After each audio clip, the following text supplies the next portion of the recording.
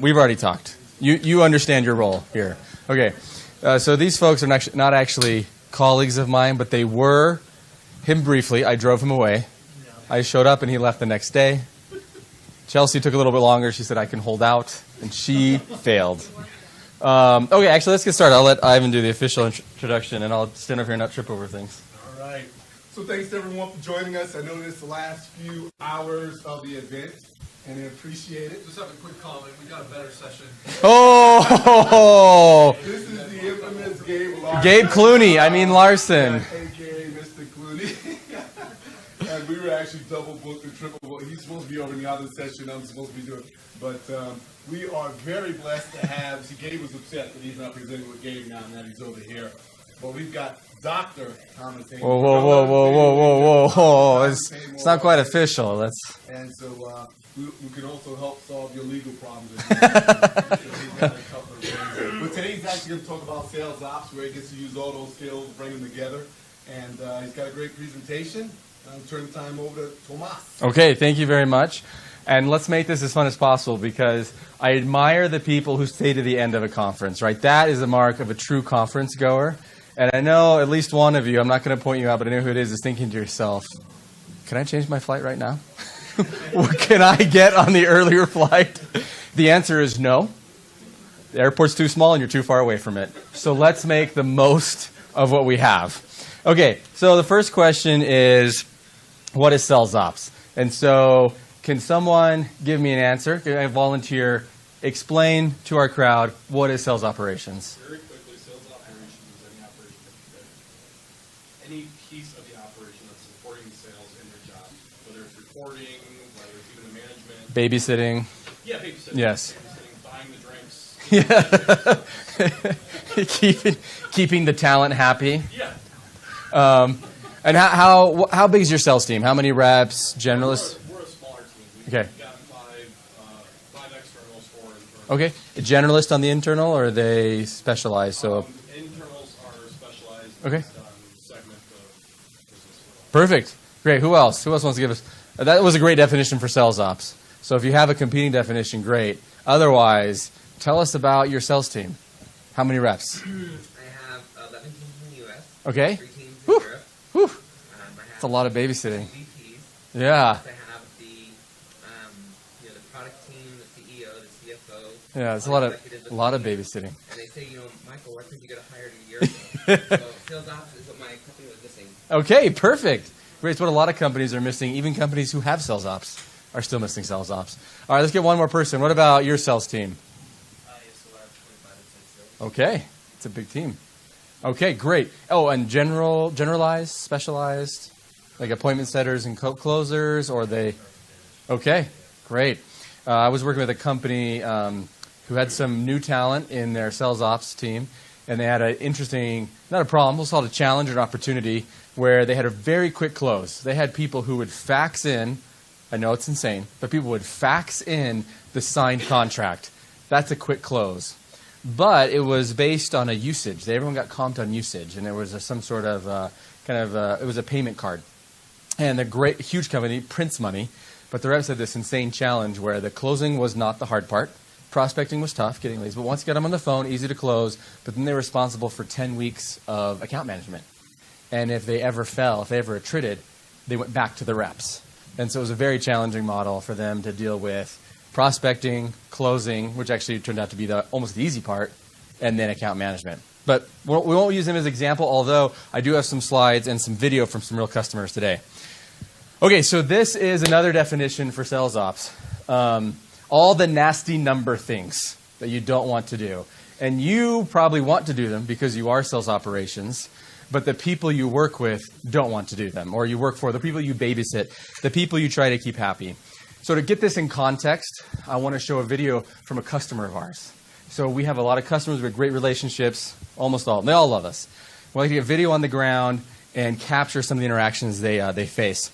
So this is a video of one of our sales teams, and it's the sales operations manager talking to a sales rep. And I thought this would just put it in context. Let's see if you can pick out who the sales rep is and who the sales operations manager is. Look, I need the damn tour logs.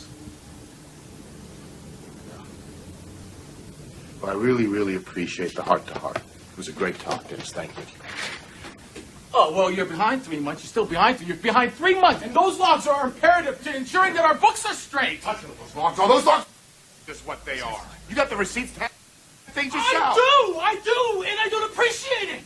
Because it cuts into my time with my family. I could be spending that time with my family instead of doing your books. I already do the taxes, I do the billing, I do the hiring, the firing, I do the maintenance. Come on, what do you do? What is it that you do? You do the tours. I am the talent, Dennis. They sign up a month in advance to see me. They'll wait in line for the next bus to see me, all right? So don't drain me with all the about the tour logs. So, any guesses as to, and for this client in particular, which is a now defunct tour company in Chicago that broke up, who was the sales ops manager? Any guesses? The one asking about the tour logs, and the sales rep. Yes, the one that referred to themselves as the talent. So I'm sure that the reps you deal with would never put it in such stark terms, but that is generally the dynamic. And the funny thing is, I'm not sure D'Onofrio, to use a name, would disagree with Vince that he isn't the talent. And that's the crazy part about it, right? Is D'Onofrio is trying to tell him, yes, you are the talent, but if you don't do these simple things, we will go out of business and you will no longer be the talent. Okay, so before we get into the weeds, I want to stay conceptual for a little bit, and this is because I am overeducated, and this is where I live, in the overly conceptualized, thought-out space. But I also want to push a little bit on sales ops. And as you see, I've included things on this that are not sales ops. I've included strategy and automation. Why do you think I've included these other two things on here, even though it does not agree with the title of the session? Any guesses? Yeah. Want to expand? Yes, exactly. So where do sales ops teams, or how sales orgs think of sales ops teams, where do they usually start? If we imagine you had to pick one of these quadrants, where do they usually start? Operations. Where should they start? Why? And it's one of those really dumb questions. You're like, because it's strategery, right? But why do you start with strategy? Right. That's the funny thing about operations, right? Is operations is like your fun, agnostic friend. Not an outright atheist, right? They're not getting into arguments with you. They're like, I don't care. I'll show up for whatever. I just want it to be a good time. That's sales ops, right? I don't care if we're selling toilet brushes, stray dogs, or green dresses. I'm just here for the good time. I'm here to make it work, right? Strategy is what's like, let's not sell toilet brushes. Let's sell something else. Let's sell software as a service because it has subscription revenues and it hooks people in for a long time. Okay, so very, very briefly with strategy, right? What is the kind of questions that strategy needs to answer? And these are, in the context of inside sales too, we also talk a lot about human judgment versus machine learning. And we won't be going into that a ton in this session, but it's also helpful to think about how strategy is one of those things that really can be informed by predictive analytics, but comes down to human judgment. Where's the market value? How do you align campaigns? What are the right strategies for hiring, incentivizing people? These are the strategies that will be critical for understanding how you actually go about sales operations.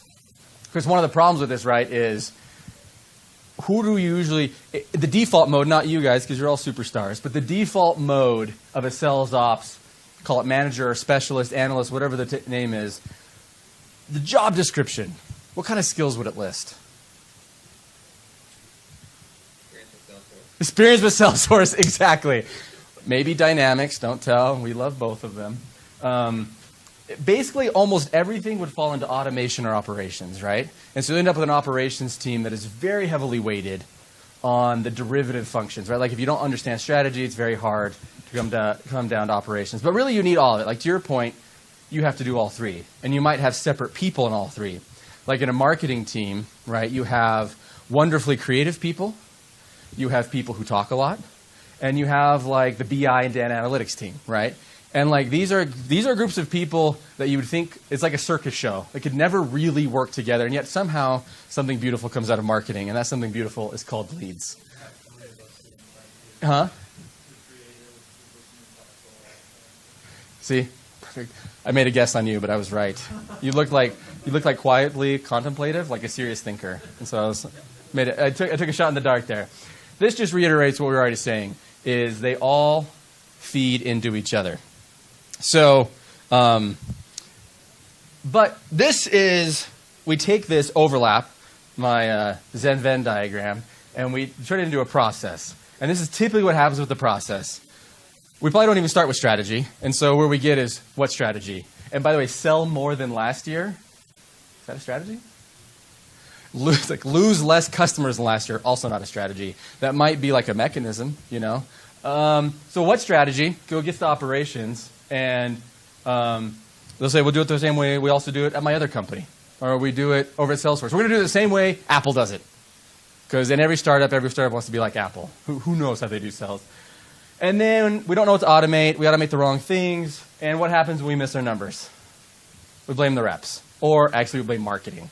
It's like this whole actually finger pointing. The sales leadership will find someone to blame, usually marketing. Marketing will blame the sales reps. And everyone will blame the product team. Because really, shouldn't the product just sell itself? So this is the vicious cycle, which you want to avoid. This is the virtuous cycle, which we're all struggling toward. We don't need to go over it in depth. I think we understand that with a real strategy, because the best, let me put it this way. What is the one thing, probably the most important thing a strategy allows you to say? It's a very short word, only has 2 letters. That's the most enabling word, counterintuitively, that you'll find in any organization. No. That's what a strategy lets you say. Lets you say no. Lets you say no. We will not launch a product in July because no one cares what happens in July. You launch products. The way to kill a product is to launch it in July. Lets you say no to hiring 150 new sales reps because you just feel that the market's going to grow to meet it, right? So strategy, a lot of times people think it's what you're saying yes to, but strategy is what's left over when you're done saying no. When you're done saying no, sales ops can then say, okay, here are the goals. We need to get to X, Y, Z. We need these numbers. Let's talk about the processes that get there. Automation, I think a lot of times gets confused because it's very tightly interwoven with operations. But automation, I think, needs to be seen as a tool. A lot of successful technology companies will actually separate out the roles. The automation team will own the technology, and the operations team owns the rest of the stuff. Now, that can be a very tense relationship. But the thing is, if you don't have the right tension in that relationship, automation ends up running operations. You end up saying, what can Salesforce do? What can Dynamics do? Instead of asking, we need our forecasting to achieve something, let's figure out how to get there. You say, well, how's Salesforce forecasting? And it flows from the automation rather than the other way around. And then as you feed back into strategy, you evaluate, you assess. And because you guys, right, you guys have these big, like lengthy retrospectives at the end of every quarter, right, where you discuss in intimate detail what worked and what didn't, and there's no sacred cats, right? Everything's on the table, from the CEO's favorite marketing campaign to, right? That's how it happens, right? Yeah, exactly. So how many people here do have, QBR, formal retrospectives, whatever, at the end of every, say, quarter? Few companies, that's kind of like, sometimes, C's get degrees, even D's, I guess. So yeah, it's very hard. It's very hard to keep this cycle going. But the great thing about being in sales ops, the great thing about being in operations, is the incredible influence you have over this. So, to give an analogy, I used to be in product. And some people might say I got out of product because I don't like deadlines. And that's why I got into marketing. But it was actually more idiosyncratic than that. But now I'm in product marketing, which is a little bit close. But in product, they tell you this story when they want to recruit you into product. They say, do you want to be CEO of your own product? And you're like, well, I've gone to school for a long time. That sounds like something I should do. Like, do you want to make decisions that affect the market? Do you want to put a dent in the universe? And you're like, yes, I do. This is me. I'm a little mini CEO already. Has anyone worked in product? Ivan has. Are you ever CEO of anything as a product manager? Just trouble. Just trouble, exactly. It's complete garbage. After they hired me, my first boss in product he actually let the truth come through. He said, there's one thing you get to control as a product manager. Can anyone guess what it was? This is not like the sacred truth. This is actually a funny story, so don't feel like you have to be like, market share, deadlines, TAM, SAM. He said you get to own the code names for each release. He's like, no one can take that away from you. But he lied because the CEO took it away from me. Because I, in my California bones, wanted to name the releases after national parks. I agree. It was dumb. But at the time, it seemed like a really cool idea. And I was overruled. But as a product manager, back to why operations can be so effective. The deal I made with my developers and what ended up having a ton of impact on the product was I told them, I won't say no to any crazy features. Even if it's the CEO asks me how he can personally send a note to every single one of our Twitter followers every month. I won't say no. I'll say, I'll look into it and I'll evaluate the time it will take to make that change. And I would tell the developers, I don't want you to say no. You just tell me when. Tell me when this can be done. If it's 18 months from now, great. We will hit that deadline or we'll die trying. But we'll hit real deadlines. The great thing about that is you go back to leadership and you say, oh, I love this idea. It's beautiful. I want you to send a personalized note to every Twitter follower every month. I think it'll be great. I don't think anyone will unfollow us. I don't think Twitter will block us. I don't see any problems. It'll take 18 months to build. And we'll have to sacrifice all these other opportunities. Hugely effective, right? And that's why sales operations can also be so powerful. Because you get rid of kind of the normative judgment of is this a good idea or not a good idea, which people sadly interpret, are you a smart human being or are you a dummy? And instead you evaluate it as, can we or can't we? Or instead of yes, no, it's either or. Okay.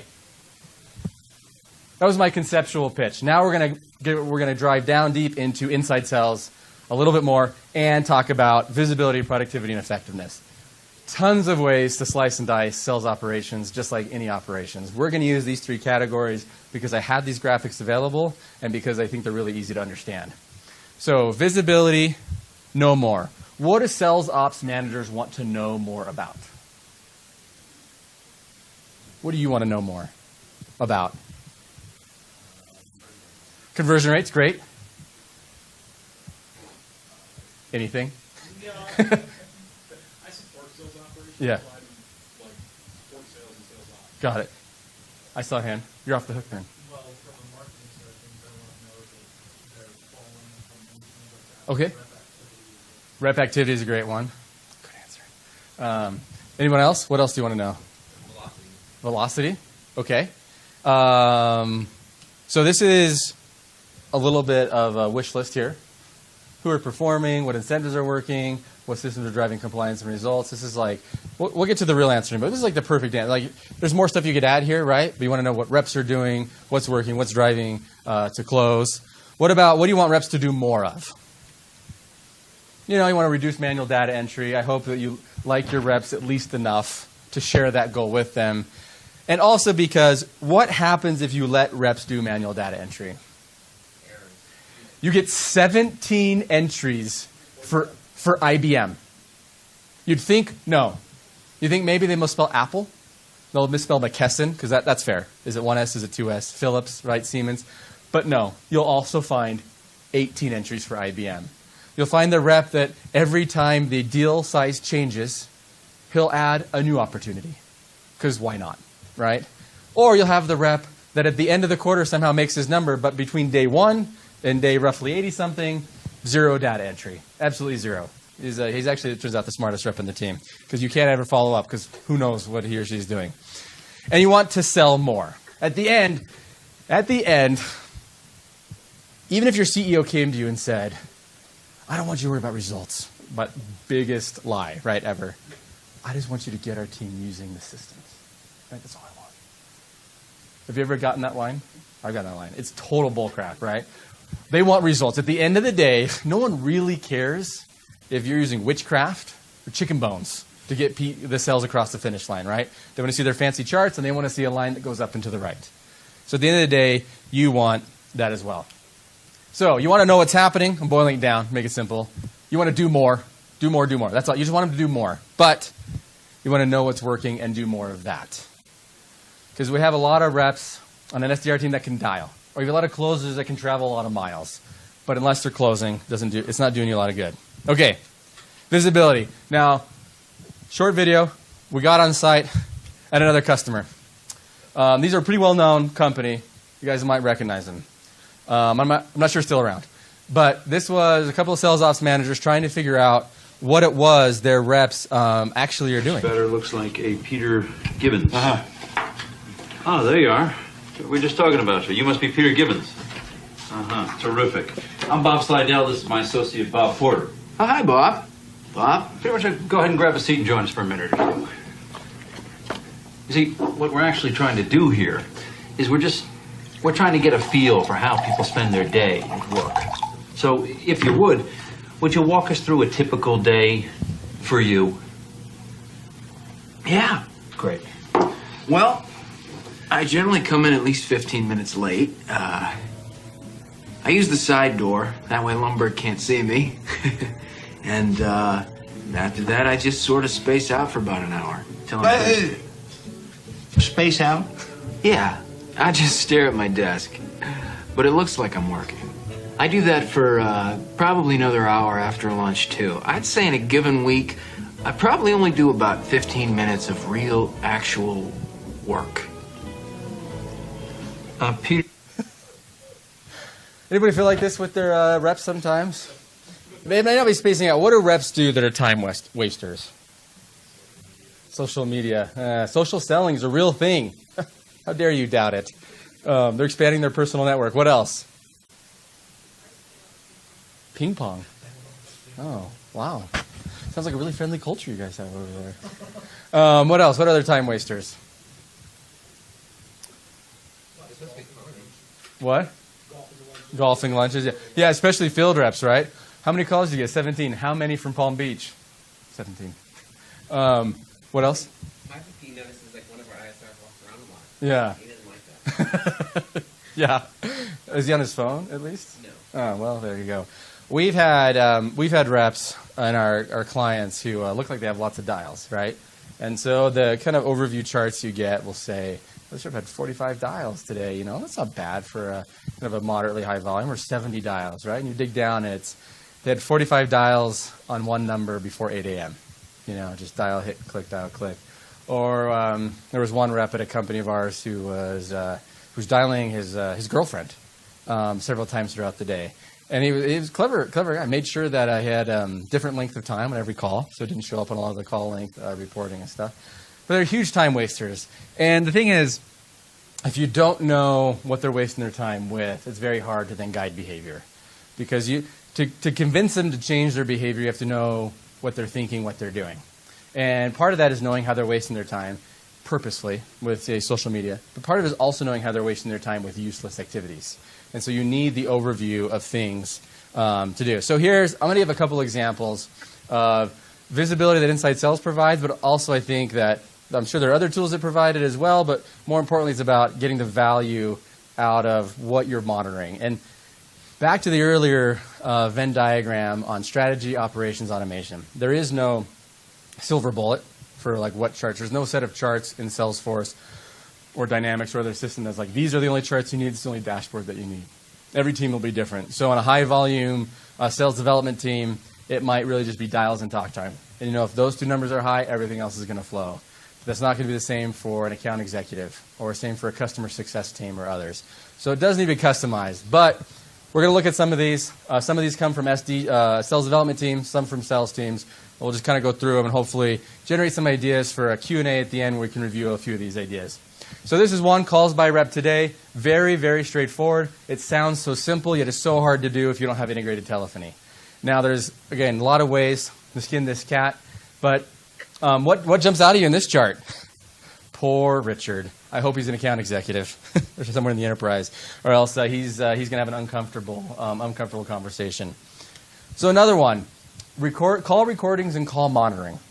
So again, one of the reasons why operations and automation is so important is that you don't get to this level of granularity if you're not working together with whoever's running your automation, your technology.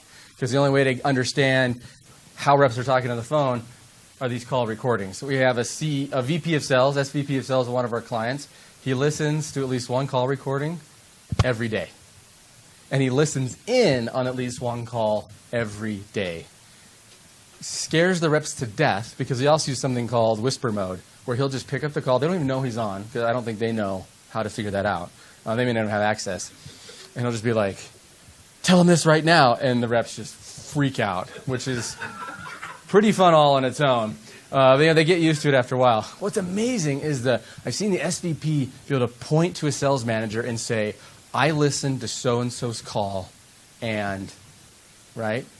All of the sales manager's typical ability to be like, oh, we're trying our best. The sales SVP was able to just drill in and say they were pitching this thing incorrectly, and they lost the deal. It's an incredible amount of visibility for a sales operations person, and you want that knowledge because you don't want to be accountable for something you can't see happening. And also, you just don't know what they're doing on the phone without these sorts of tools. This is a dashboard. It's built by our Power Standings product. You could build similar dashboards in Salesforce or Dynamics through their native tools. This one has gamification elements. But here we have dial leaders, points leaders, the countdown to the end of the power hour. There's a reason data visualization is a thing, right? No one, if Nate Silver, instead of putting up his map, his color-coded map of the United States for election results, instead was like, I've shared my Google Sheet with everybody. It has the best forecasts. Actually, there is a guy that does that. His name is Sam Wang. I don't know if you know. He's done a lot better, but Sam Wang is like in this intense bi-yearly competition with Nate Silver. I think he's gotten a lot better, but he's a PhD, and he tends to get down into the dirt, right? And you need the visualization just for you as well. This is real-time, instant feedback, and it lets you know who's performing, who's not, and to some degree, who's doing what. So that's the visibility. If you don't know what's happening, you can't fix it. And one of the reasons for this is change management. How often have you guys overseen a technology change that's promised to fix your reps' problems, your reps' motivation problems? This is so easy, compliance won't be an issue. It never happened to you? What happens when you install a new technology? Resistance. It's crazy, right? No one believes it. It's like nope, this won't work. Won't do it. I'm going to keep doing what I'm doing to hit 65% of quota because I trust that system, because at least I know I'll get 65% of quota, right? Okay, let's move on. We got a few minutes left before Q&A. Productivity. So you need to know what they're doing. Now, kind of really, whose job should be productivity? Is that sales ops job to increase productivity of the sales team? Sales management. Why am I talking about with sales ops? The sales managers, are they going to solve this? Are they going to solve this? No, now, really good sales managers will find ways to slice the onion, right? But it won't be visible, and it won't be reportable. It tends to be very one-on-one, very personable, a very coaching approach, which is fantastic, but you have no idea what's happening. You have no idea what's working, and if you want to get to the automation stage and actually automate the productivity, because again, are you going to be evaluated on how fancy your charts and graphs are? What are you going to be evaluated on? If you sell more, right? So you need the productivity. So you might as well take a little bit of ownership. So again, this is another screen from our Power Standings application, which gamifies rep productivity. And so one of the reasons gamification works is not because it's like video games. Right? It's a very weird concept. I know we took it from video games, but video games work for a lot of reasons. One is they give you these repetitive tasks that are scalable. And if you do these tasks over and over and over again, in a video game, you get better, your character gets stronger, you eventually beat the game. And you need to give those same type of tasks to a sales rep. If they repeat over and over again, they have confidence they're going to win. For an SD team, dials. If you tell an SDR, you keep dialing, you win. Call reluctance will kill an SD team. You convince them to dial, you gamify it, it keeps them moving.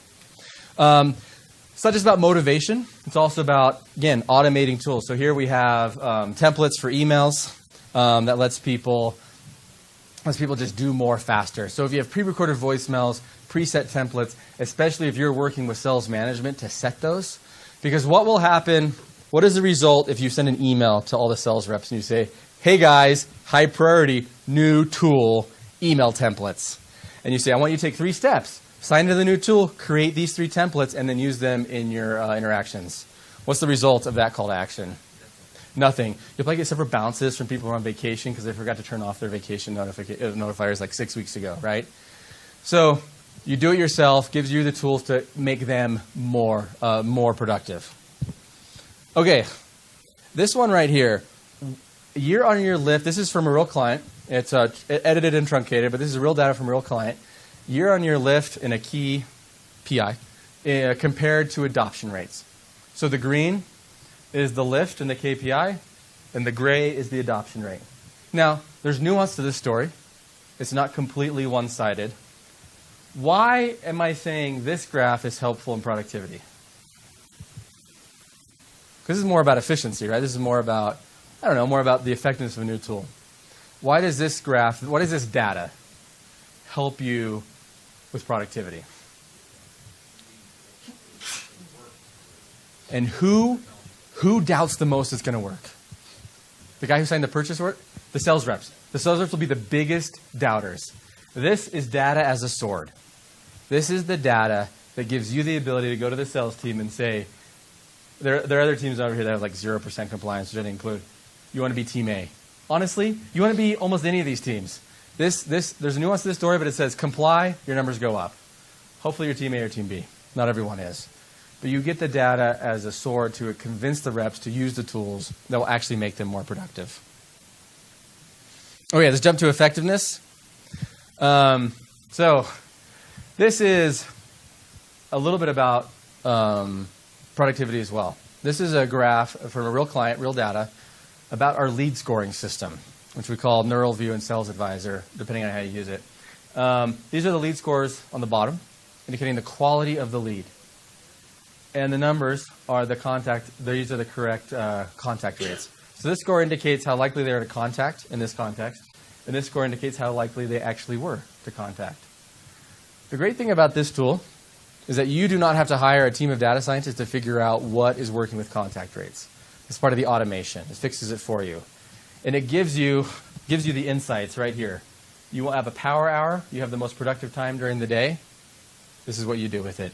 This is what makes your reps more effective. And this is something sales ops has an immense amount of influence over because usually you're the ones owning automation. And so if you're able to automate that, look at the delta between that and the results you'll see at the end of the day. Here's another one. Lead source effort to conversion. Again, no sacred cows, right? What you want is that campaign on the right. What you don't want is the campaign on the left. Even if the campaign on the left is some SVP's favorite campaign. This is data as a shield. This protects you from when you have to report on, hey, why isn't your team following up on the leads from my webinar, right? And you can say, this is why. And you say, we can follow up on those leads if you want to dedicate more reps to it, but we will lose these conversions. And see, the trick there is, again, you don't say no.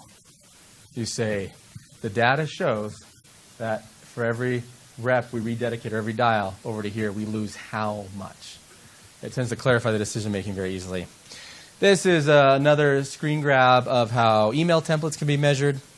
I talked a minute ago about our tool Neural View, and this is just a screen grab of that. And the combination of our dialer panel with Neural View, the reason we have them combined is, back to what I said about automation, if you have the insight on what are the high quality versus low quality leads, the dialer can just automatically set those for the rep. So again, you're taking the rep's hesitance and hesitation out of it.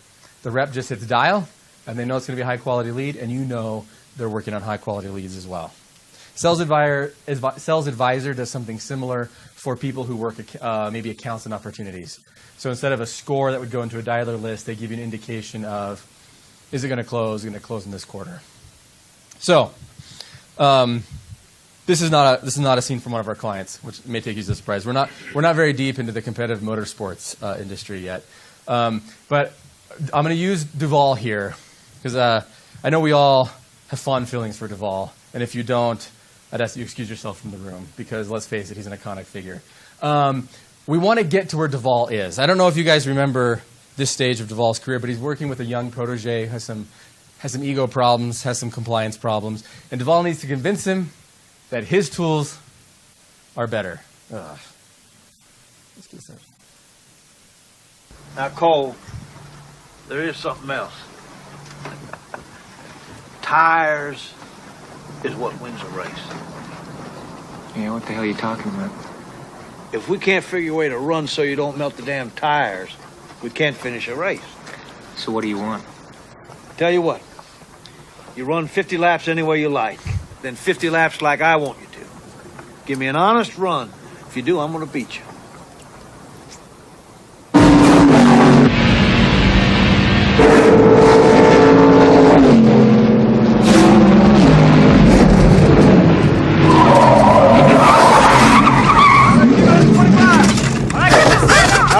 Now we're going to do it 50 laps my way, all right? Now when you were racing Indy cars out west, the tires were twice as wide and the car weighed half as much. Now your car weighs twice as much and the tires are half as wide and you're burning them up, all right? Now what you do, when you burn them up, they melt. When they melt, they get greasy and you slip and slide and you're out of control. All right? Hurtt, let's go.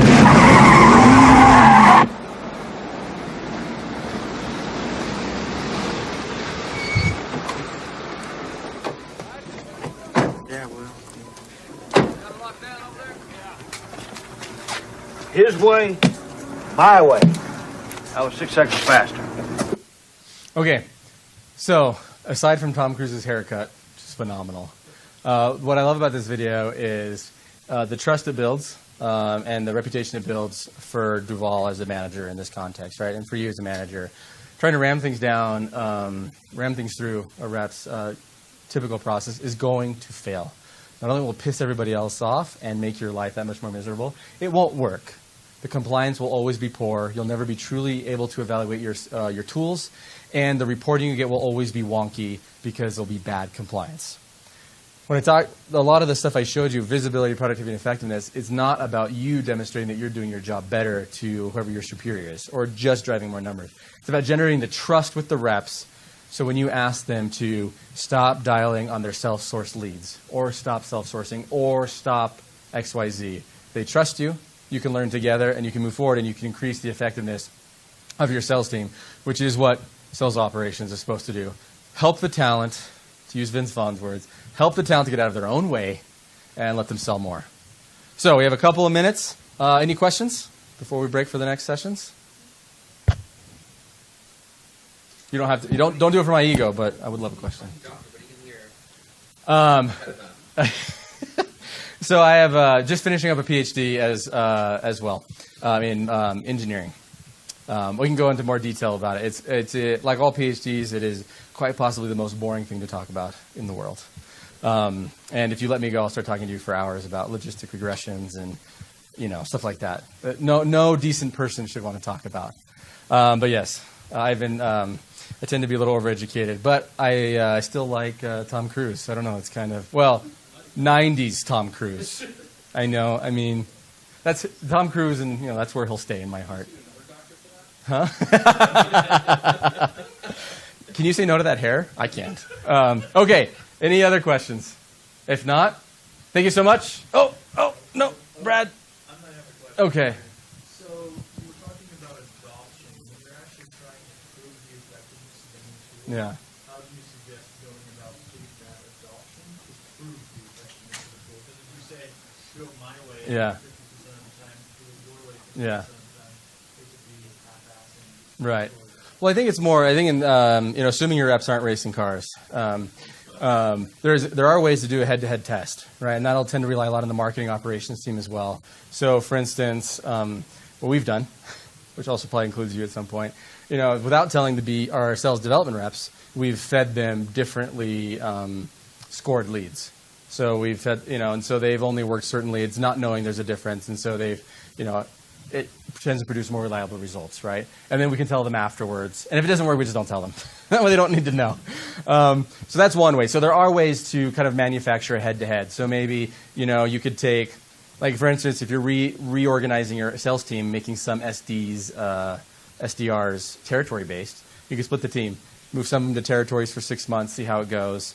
So they're always do head-to-head, but also I think it's in sequence. So, for instance, if it's the inside sales platform, there's going to be a set of tools that people are going to adopt really easily because they're just so easy and convenient. So dialing directly through our system, sending auto-tracked emails, things like that will be much easier to comply because it makes their life easier. And then you show them how those built productivity, and that builds the trust for the next step, right? Which is, okay, now you actually have to build dialing lists powered by predictive analytics, which is like, oh my, that tends to hit some resistance. Or now you have to, now we're going to only measure these KPIs, whatever it is. So I think you have to be pretty smart about what's going to have the easiest or lowest burden to compliance and then build on that.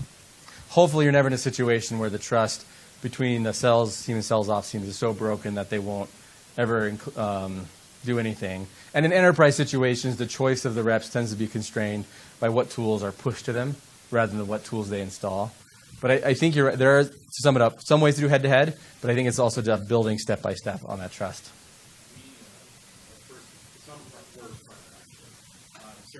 Oh, yeah, for sure. One of our first implementations in Chicago for the twins was a company called Hurtt. They didn't want to use it. Didn't want to use it. Tons of resistance. And then finally the head of sales said, I tell you what, just keep one volunteer to step up. And if you fail at this, we'll kick inside sales out of you. Oh. And we knew that they just weren't in the list. Yeah. They were kind of. No problem. But the best sales rep stepped forward and said, you know what? I'll do it because I'm at the top of my game right now. If this is going to make me better, I'm going to do it. So we actually had a beta group, and within a week, she went up 20%. Yeah. Exactly. So, but the moral is beta. Right. And that's actually kind of somewhat of our playbook in going in and helping all that stuff now, too. That's great. We've done something called, the same thing, a beta called a speed team with some of our clients. So I think part of it falls under just good change management skills. Okay, I think we got to end now so you guys have enough time to get your next session. Thank you very much, and I hope this was helpful.